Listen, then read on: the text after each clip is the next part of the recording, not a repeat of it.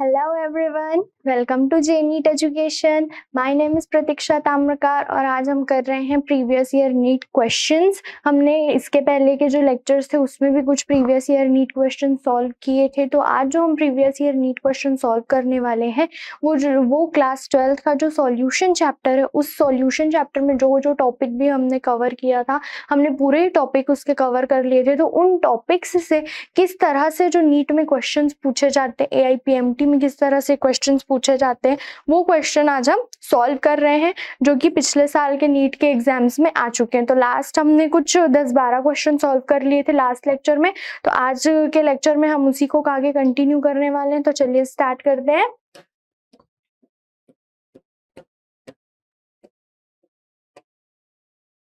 9 तक हो गया था, ओके 12 एंड 10 यहाँ से स्टार्ट करना था। क्वेश्चन नंबर 13, तो ये दिया है PA and PB are the vapour pressure of pure liquid components A and B respectively of an ideal binary solution. Okay, if XA represents the mole fraction of component A and the total pressure of the solution will be, और ये कब आया था? 2012 में आया था। आपको total vapour pressure पूछ रहा है उस सॉल्यूशन का।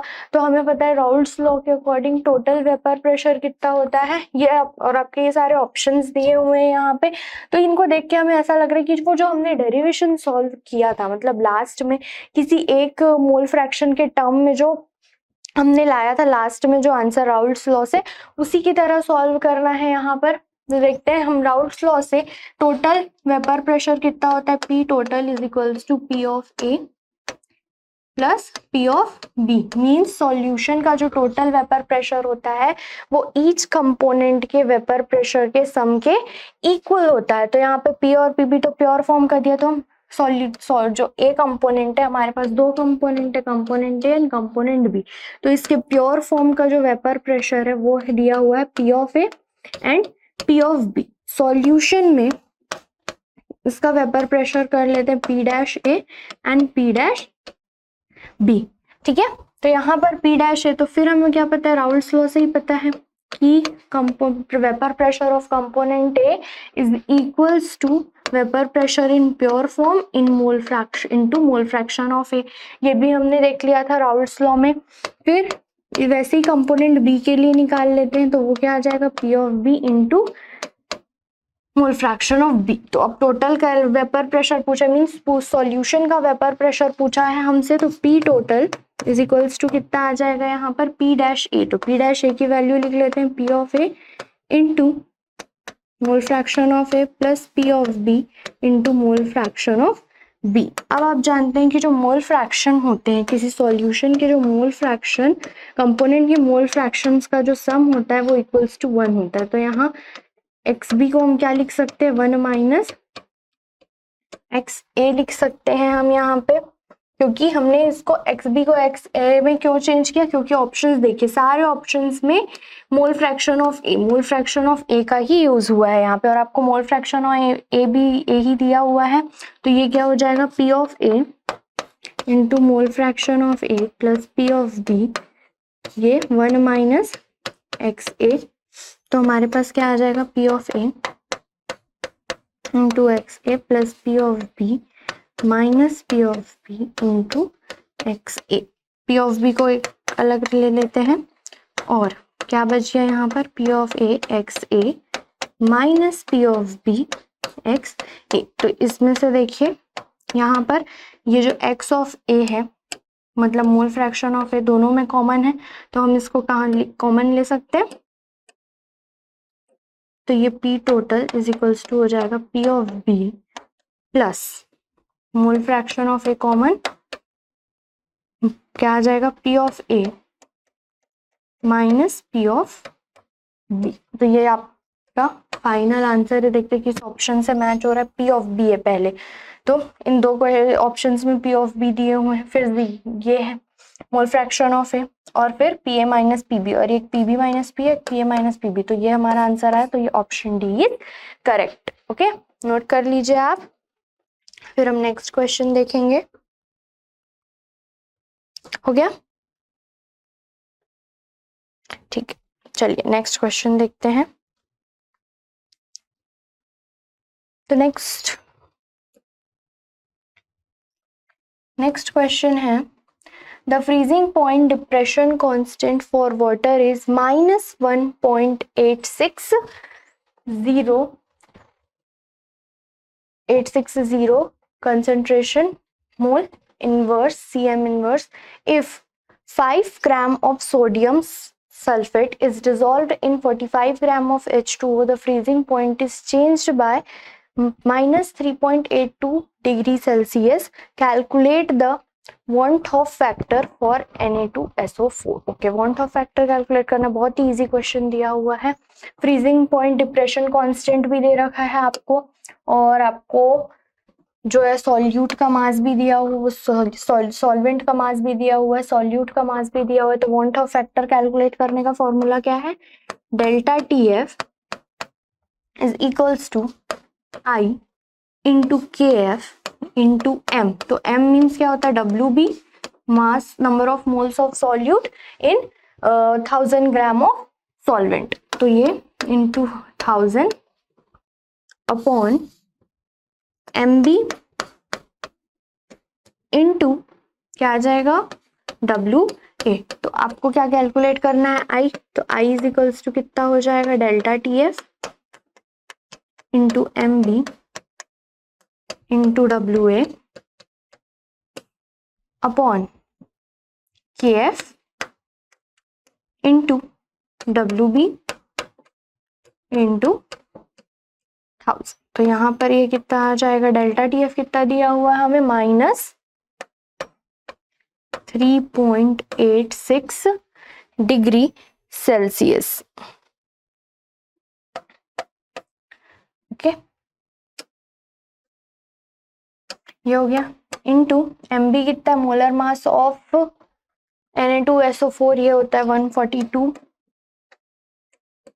WA कितना दिया? 45 gram means mass of solute, upon KF कितना दिया है? 1-1.86 into WB 5 into 1000. Okay,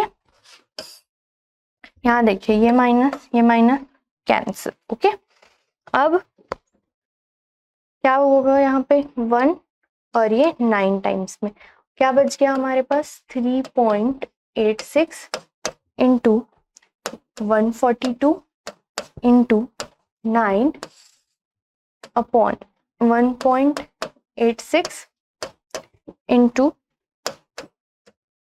1000. Okay, तो जब आप इसको कैलकुलेट करेंगे तो आपके पास ये जो आंसर मिलेगा वो मिलेगा 2.63. और यही हमारे कौन सा ऑप्शन में दिया? ऑप्शन नंबर ए में. तो आप जब इस कैलकुलेट कीजिएगा वहां पर तो आपको मिलने वाला है 2.63 आंसर. तो ये बहुत ही इजी क्वेश्चन दिया हुआ था नीट AIPMT में 2011. तो आई होप आपको ये समझ आ गया होगा. तो चलिए नेक्स्ट क्वेश्चन देख लेते हैं.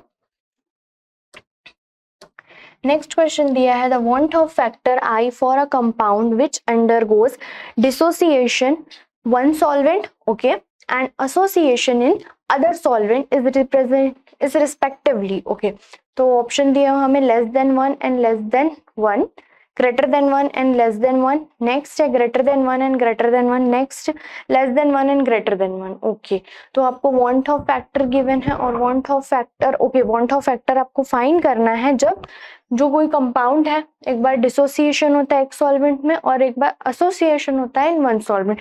तो डिसोसिएशन के केस में जो I की वैल्यू होती है वो क्या होती है?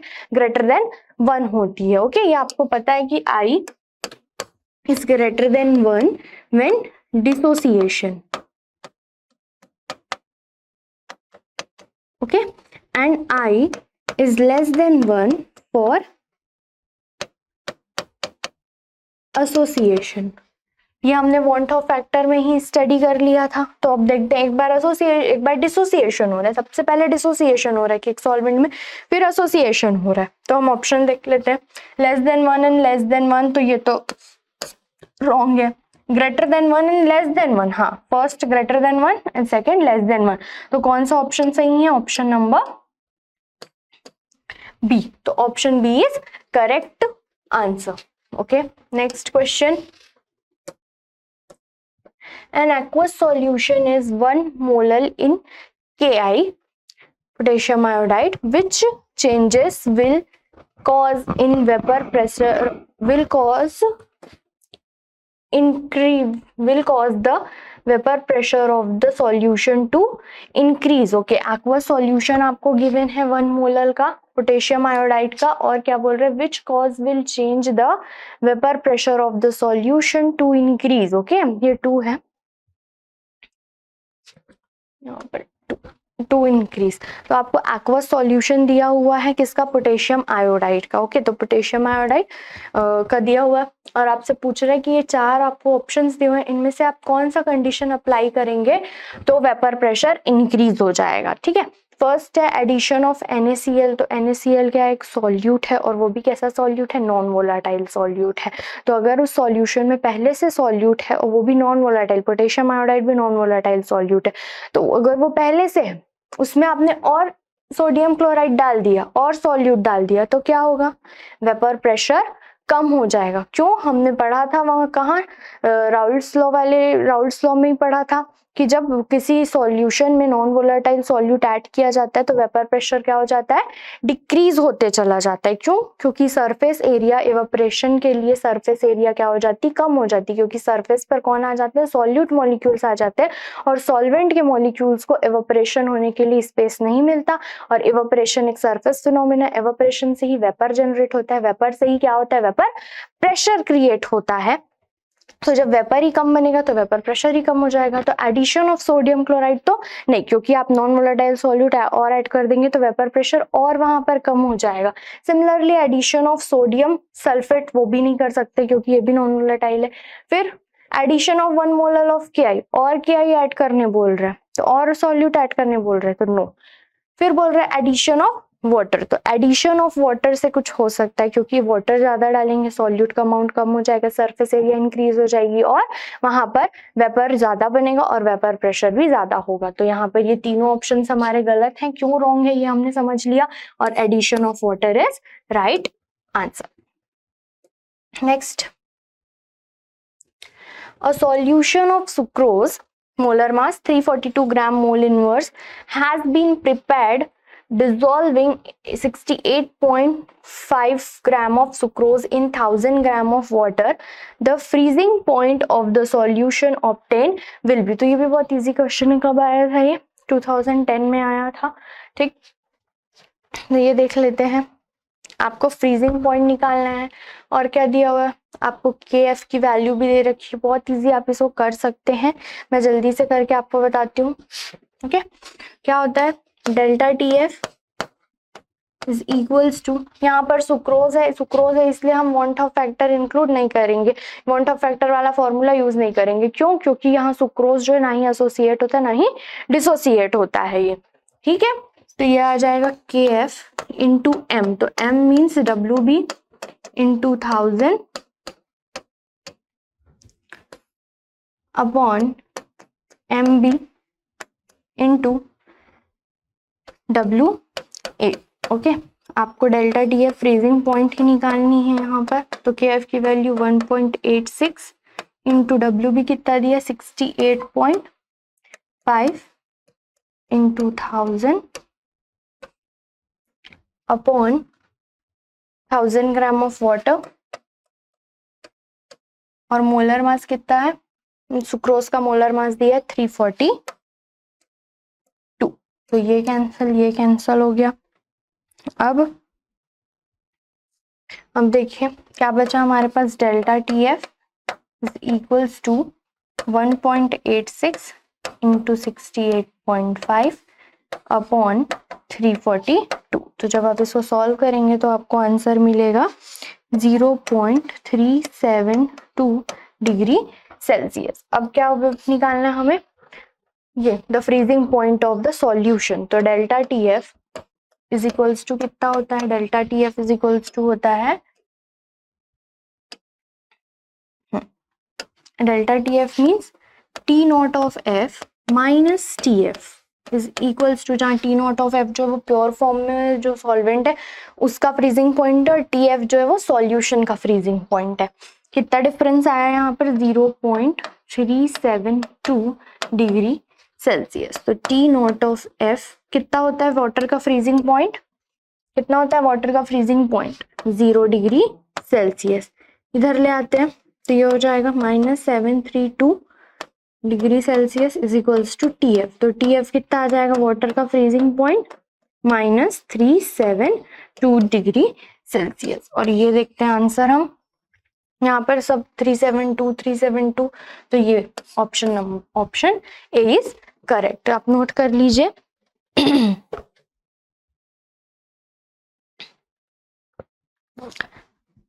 कर लिया आपने नोट? ठीक, चलिए नेक्स्ट क्वेश्चन देखते हैं।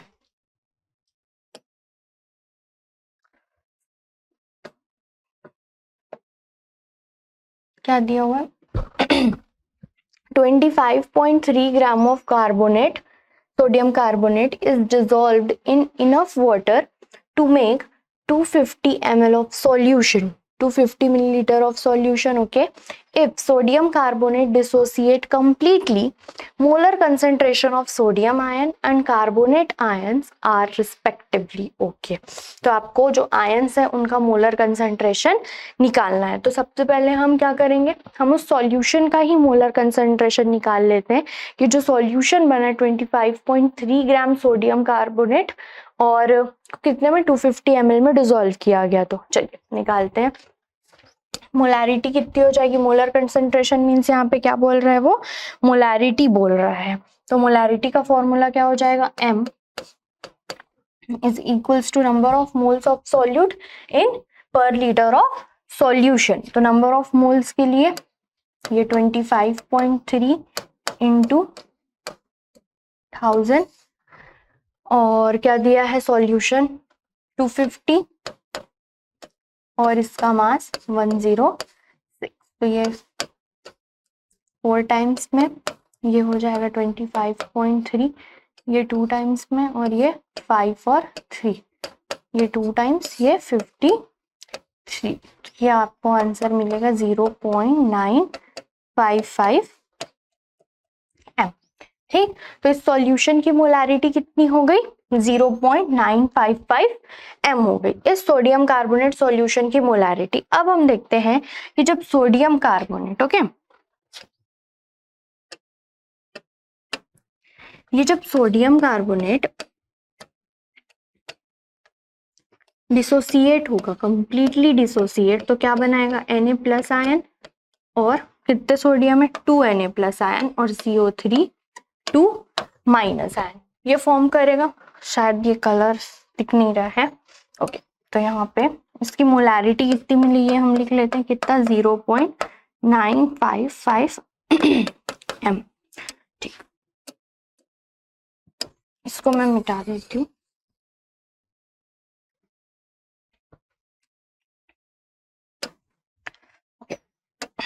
तो यहाँ जब देखिए सोडियम कार्बोनेट डिसोसिएट होगा तो कितने आयंस बनेंगे, 2 Na+ ions plus CO3 2 minus ion, दो सोडियम आयन बनेंगे और 2 कार्बोनेट आयन बनेंगे।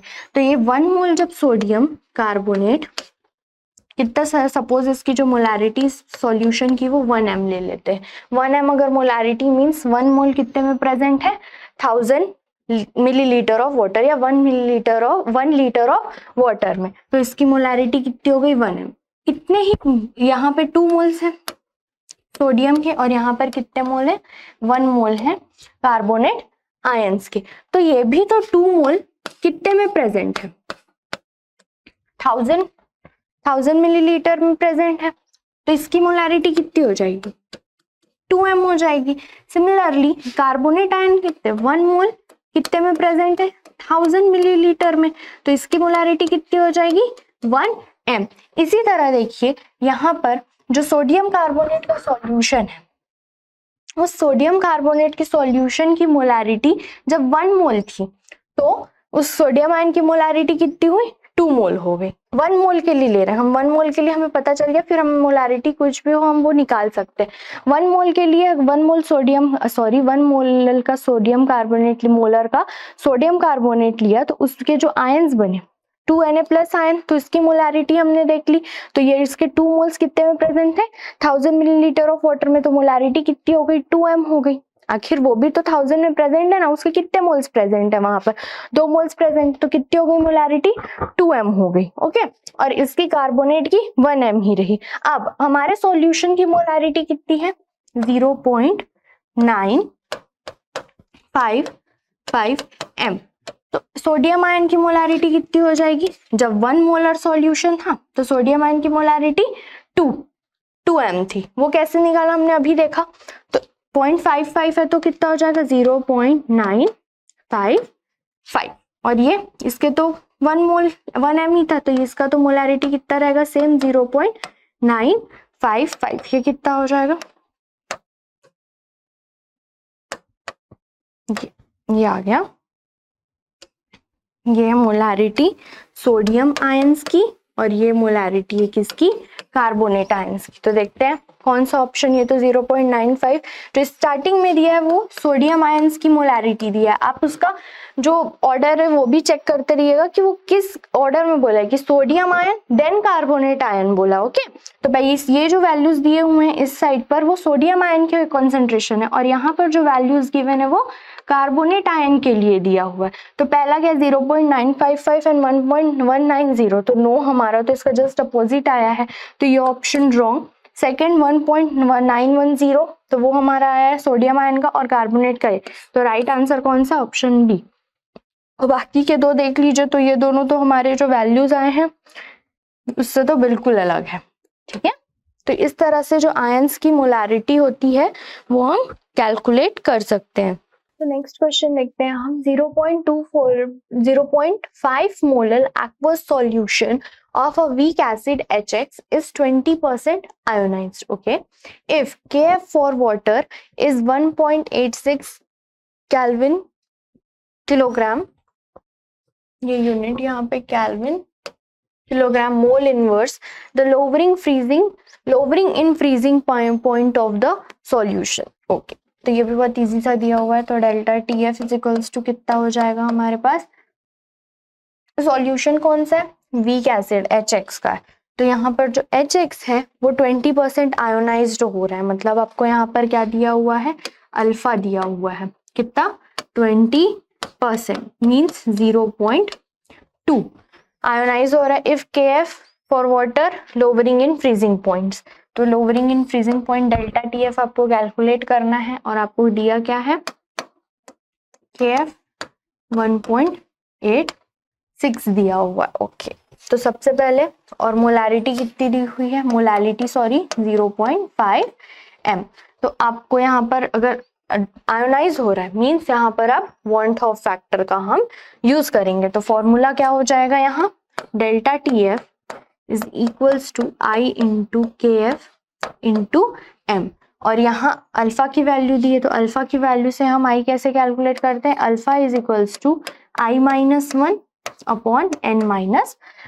तो यहाँ पर देख लेते हैं, ये जो HX है वो आयोनाइज होगा तो क्या बनेगा, H प्लस C है यहाँ पर, प्लस X माइनस, जो X है यहाँ पर कोई हेलोजन हो सकते हैं, क्लोरीन तो नहीं, क्लोरीन, ब्रोमीन और आयोडीन। ओके, तो आफ्टर डिसोसिएशन या आफ्टर आयोनाइजेशन कितने आयंस बन रहे हैं, यहाँ पर 2 आयंस बन रहे हैं, तो N इज इक्वल्स टू कितना हो गया 2, तो अल्फा की वैल्यू हमें गिवन है 0.2, I-1, N कितना 2-1, तो ये 0.2 into 1 is equals to I-1, तो I इज इक्वल्स टू कितना आ गया 0.2 प्लस 1 इज इक्वल्स टू 1.2, ये I की वैल्यू होगी। तो डेल्टा TF निकाल लेते हैं, delta TF is equals to I कितना दिया हुआ है 1.2, KF कितना है 1.86, मोलालिटी कितनी दी हुई है हमें 0.5, तो क्या कितना आ जाएगा फिर आंसर, ये आपको मिलेगा आंसर कैलकुलेट करने पर 1.12 केल्विन। तो ऑप्शन देखते हैं यहाँ पर कौन सा दिया हुआ है। अच्छा, आपको क्या निकालना है, lowering in freezing point of the solution, तो यहाँ पर 1.12 आ गया। Lowering in freezing point of the solution is, तो ये आ रहा है 1.12 केल्विन। तो यहाँ पर हमारा कौन सा आंसर सही हो जाएगा? एक मिनट, ये जो यहाँ माइनस साइन नहीं रहेगा,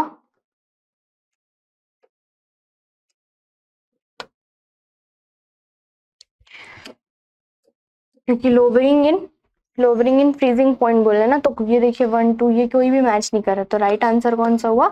1.12 केल्विन। ओके, ये क्लियर, नोट कर लिया आपने?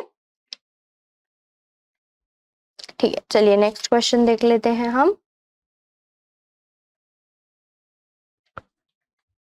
चलो,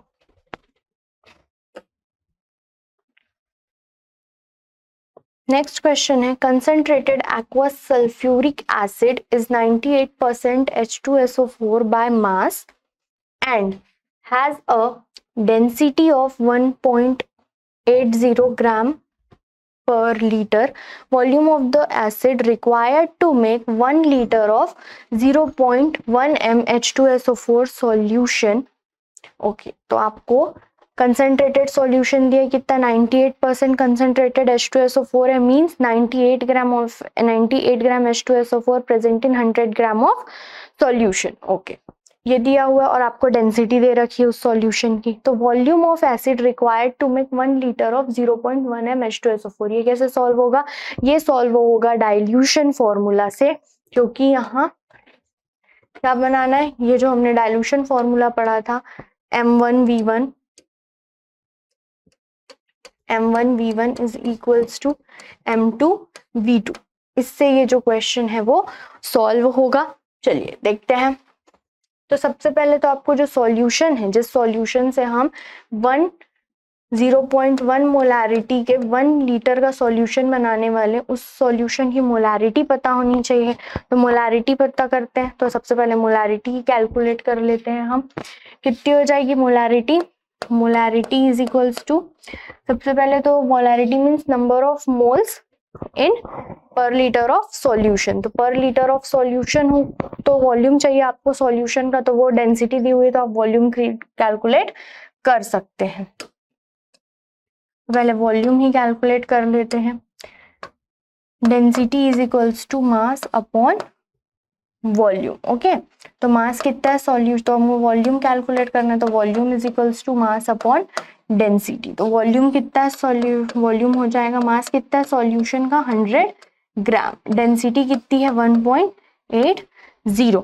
तो ये आपके पास जो इस सॉल्यूशन है उसका कितना आ जाएगा यहाँ पर? ग्राम पर मिलीलीटर। तो ये आ जाएगा आपके पास 55.55 मिलीलीटर। तो ये सॉल्यूशन का वॉल्यूम आ गया। अब मोलारिटी कैलकुलेट कर लेते हैं। Molarity means number of moles volume. तो नंबर ऑफ मोल्स कितने हो जाएंगे हमारे पास? 98 ग्राम H2SO4 है और मोलर मास भी उसका 98। तो 1 into 1000 क्यों? क्योंकि जो सॉल्यूशन है वो हमारा मिलीलीटर में आया है 55.55। तो जब आप इसको कैलकुलेट करेंगे तो आंसर आएगा 18 m। तो मोलारिटी निकल गई हमारे पास। तो अब डाइल्यूशन फॉर्मूला में वैल्यू रख लेते हैं। तो ये कंसंट्रेटेड सॉल्यूशन, ओके, और इससे हमें क्या बना रहे हैं? Dilute solution. कितने मोलारिटी का? 0.1 मोलारिटी का। कितने वॉल्यूम में? 1 लीटर। 1 लीटर मीन्स यहाँ पर हम ले लेते हैं 1000 मिलीलीटर। यहाँ मोलारिटी कितनी है? 18। और इसका कितना वॉल्यूम यूज होगा? तो कितना वॉल्यूम यूज होगा? 0.1 into 1000 अपॉन 18। तो ये आ जाएगा 1, ये आएगा आपके पास 5.55 मिलीलीटर। तो ये देखिए आंसर 5.55 मिलीलीटर। ये क्लियर आपको? चलिए नेक्स्ट क्वेश्चन देख लेते हैं हम।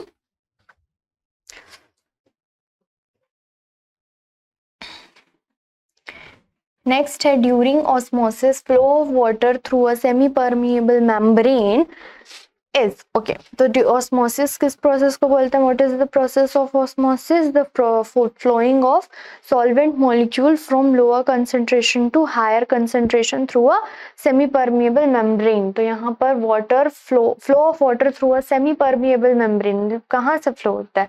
तो from solution having higher concentration, no, बिल्कुल नहीं, तो ये तो wrong हो गया.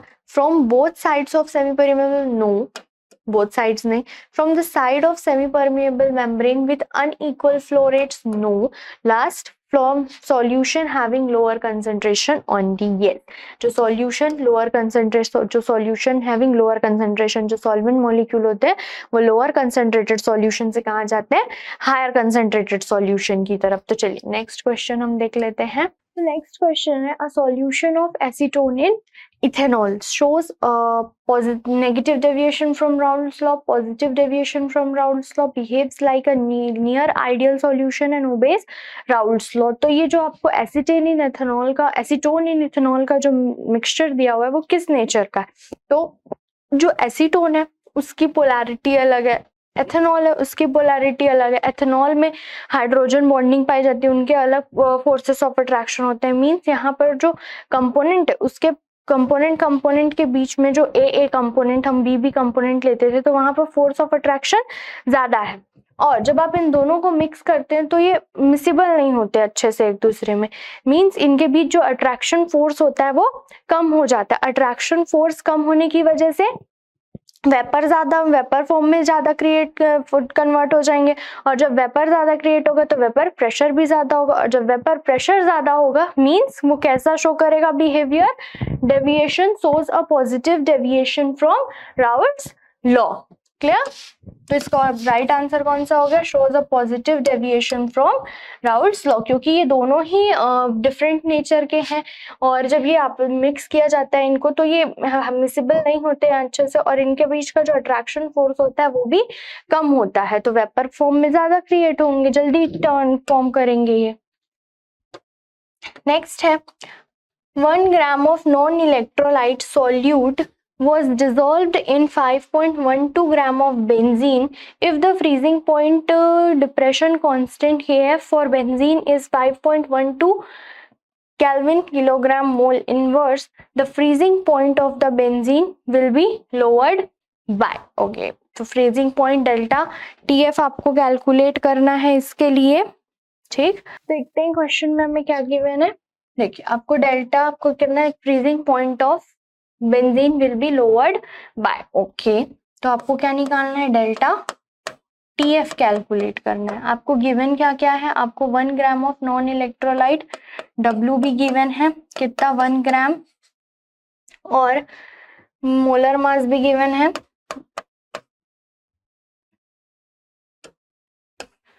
और क्या गिवन है आपको? सॉल्वेंट का मास भी दिया, डेल्टा एफ भी गिवन है. तो डायरेक्ट हम डेल्टा टी एफ के लिए फॉर्मूला लगा लेते हैं. Delta T F is equals to K F into molality. तो के एफ कितना गिवन है यहाँ पर? 5.12. Molality mass of solute 1 gram into 1000 upon molar mass of solute कितना दिया हुआ है? मोलर मास ऑफ सॉल्यूट 250 और मास ऑफ सॉल्वेंट कितना दिया है? 51.2. तो ये हो जाएगा हमारे पास 1 4 टाइम्स में, यहाँ से 0 यहाँ से 0, तो नीचे यहाँ पे डबल 0, यहाँ पर सिंगल, तो ये एक तो कितना? ये 512, ये 512 कैंसल, तो कितना बच गया हमारे पास यहाँ? 4/10. तो ये आ जाएगा 0.4 केल्विन. तो lowering in freezing point is 0.4 kelvin. Okay, next है अ सॉल्यूशन कंटेनिंग 10 ग्राम पर सेडियम cube urea, molar mass of 60 gram mole inverse is isotonic with a 5% solution of non-volatile solute. The molecular mass of these non-volatile solute is. Okay, molecular mass निकालना है और आपको बोल दिया है isotonic solution है. ठीक है, तो आइसोटोनिक सॉल्यूशन। तो आइसोटोनिक सॉल्यूशन मींस जो उसका मोलर मास होता है, जो मोलर कंसंट्रेशन होता है उस सॉल्यूशन का, वो इक्वल होते हैं। उन दोनों सॉल्यूशंस के जो मोलर कंसंट्रेशन है वो इक्वल होते हैं। Molar concentration means number of moles of solute N1 V1 is equals to, ये सेकेंड सॉल्यूशन के लिए देख लेते हैं। तो नंबर ऑफ मोल्स, ये पहले यूरिया के लिए देख लेते हैं। यूरिया के लिए नंबर ऑफ मोल्स 10/16 ये हो गए। वॉल्यूम कितना दिया है 1000 पर dm क्यूब, ठीक है, ये हो गया 1000।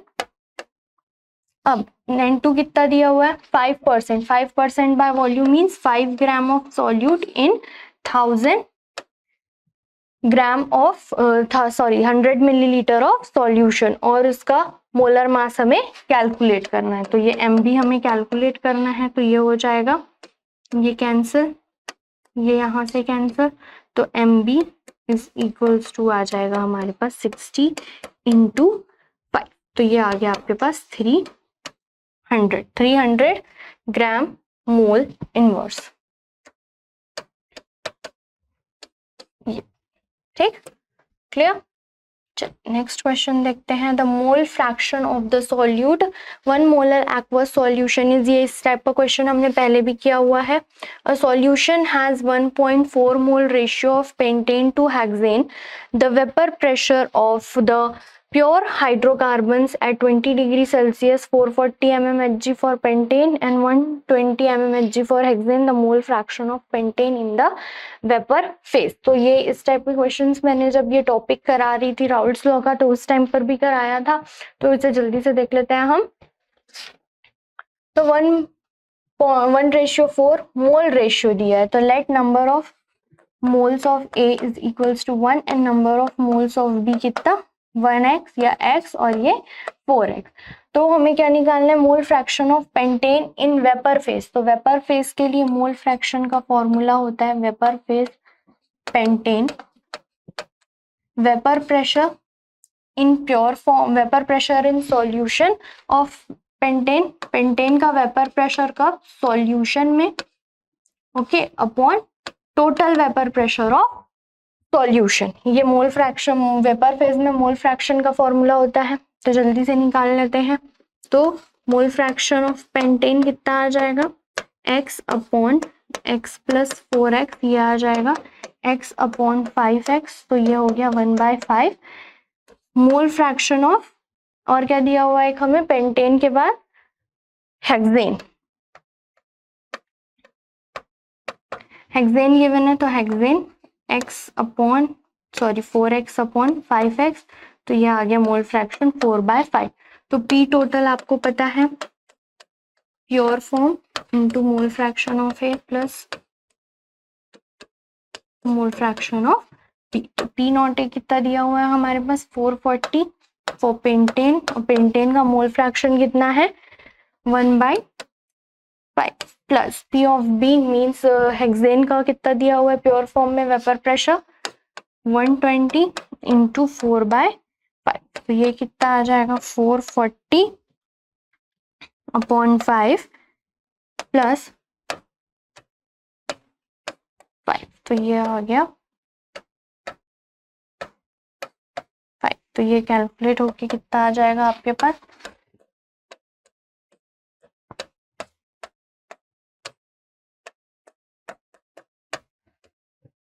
ये आपके पास टोटल वेपर प्रेशर आ गया सॉल्यूशन का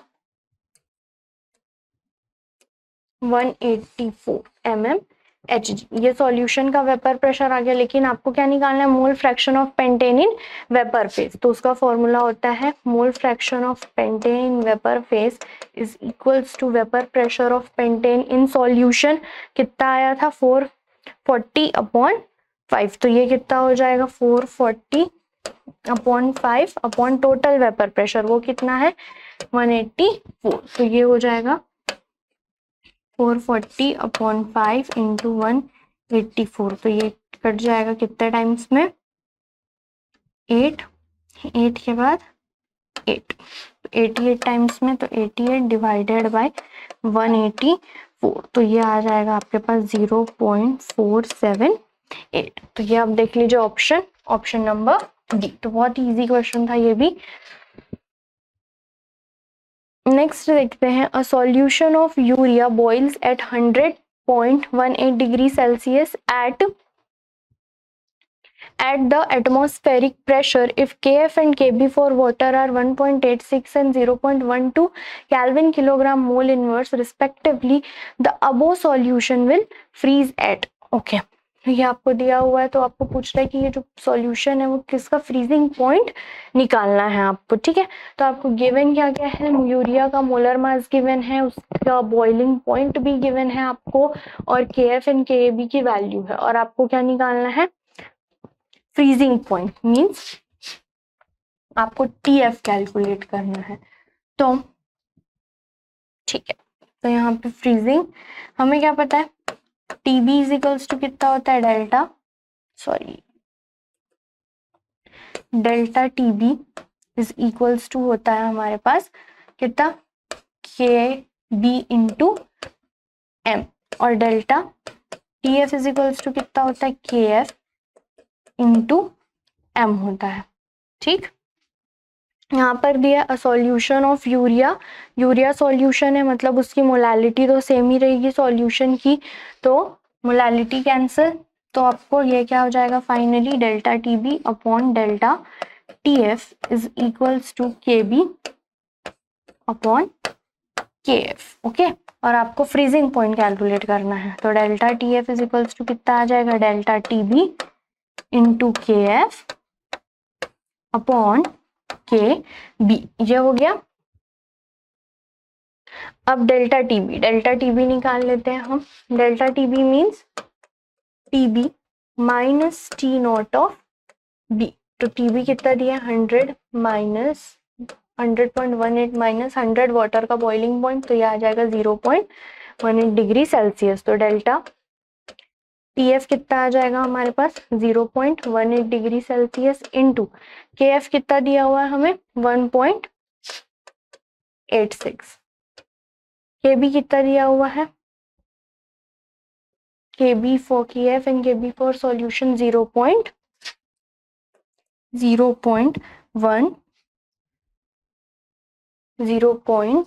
ये सॉरी प्रिंटिंग मिस्टेक है, ये वाटर के लिए 512 होता है, 0.512, तो ये कितना हो जाएगा फिर आपके पास, ये आपको आंसर मिलेगा 0.3348 अपॉन 0.512, और ये आपको मिलेगा 0.654, ये हो गया। ये डेल्टा TF निकल गया, तो delta TF is equals to क्या होता है, TF T not of F minus TF is equals to 0.654, और वाटर का फ्रीजिंग पॉइंट 0 डिग्री सेल्सियस, तो माइनस TF इक्वल्स टू 0.654, तो ये 0 minus 0.654 is equals to TF, तो TF कितना आ गया हमारे पास, 0.654, तो देखिए answer option number C।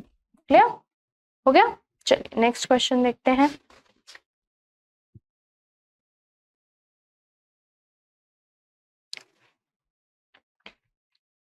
Next question है, the vapour pressure of two liquids P and Q are 80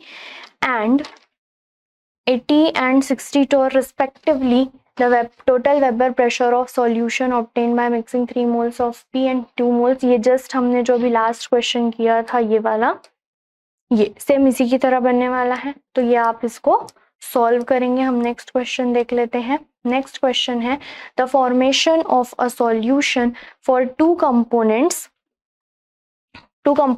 can be considered as, okay, pure solvent से जब उसको सेपरेट कर रहे हैं सॉल्वेंट को, तो डेल्टा H1 एनर्जी जा रही है, प्योर यहाँ पर सॉल्यूट है, एक सॉल्यूट है, प्योर सॉल्यूट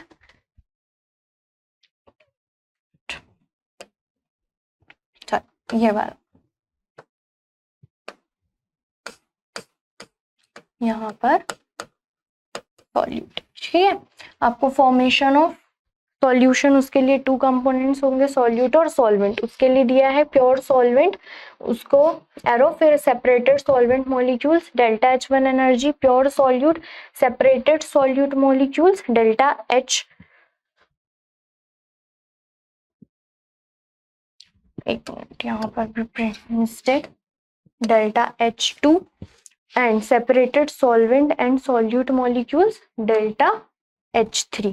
और क्या दिया है, solution so formed will be ideal if, ये सारे ऑप्शंस दिए हैं आपको, तो अब आपको ये बताना है कि इनमें से कौन सा ऑप्शन आइडियल सॉल्यूशन जब इससे फॉर्म होगा तो वो करेक्ट होगा। यहाँ पर हम जानते हैं कि जब सॉल्यूशन फॉर्म होता है तो एक कंपोनेंट सॉल्यूट और दूसरा होता है सॉल्वेंट, तो इनके बीच के जो सॉल्यूट सॉल्यूट बॉन्ड होता है उसको तोड़ने के लिए, ब्रेक करने के लिए हमको एनर्जी देनी पड़ती है, तो वो कितना यहाँ दिया डेल्टा H2। और जो सॉल्वेंट सॉल्वेंट का बॉन्ड होता है उसको तोड़ने के लिए एनर्जी देनी पड़ती है, तो वो दिया डेल्टा H1। और जब ये बन जाएंगे, ए बी फॉर्म हो जाएगा, तो यहाँ एनर्जी रिलीज होती है, तो वो दिया है separated solvent and solute molecules, तो सॉल्यूशन, तो वो दिया डेल्टा H3। तो टोटल एनर्जी चेंज कितना होगा वो किस इक्वेशन से पता चलेगा ये बताना है। ओके, तो ये क्या हो जाएगा यहाँ पर आइडियल सॉल्यूशन के लिए, delta H is equals to, delta H solution is equals to delta H1 plus delta H2 plus delta H3। ये ऐसा क्यों हो रहा है, क्लास 11th में आपने हेनरी हैज लॉ पढ़ा होगा, the total energy change in overall reaction is equal to the sum of the energy change in the individual reaction. Okay, जो टोटल एनर्जी चेंज होती है किसी रिएक्शन के कंप्लीट होने में, मतलब यहाँ पर ए और बी दो मिक्स हो रहे हैं, उनसे एक नया सब्सटेंस बन रहा है ए बी, तो total energy change in a overall reaction is equal to the sum of energy change in each step. तो एक एक स्टेप में ये जो एनर्जी चेंज हो रहा है उन सबके सम के इक्वल होगा। तो आई होप आपको सारे क्वेश्चन समझ आए होंगे। तो मिलते हैं नेक्स्ट वीडियो लेक्चर में, जिसमें हम अब एक नया चैप्टर स्टार्ट करेंगे, क्लास 12th का chapter number 2 structure of atom. तो मिलते हैं हम एक नए वीडियो लेक्चर के साथ। Thank you.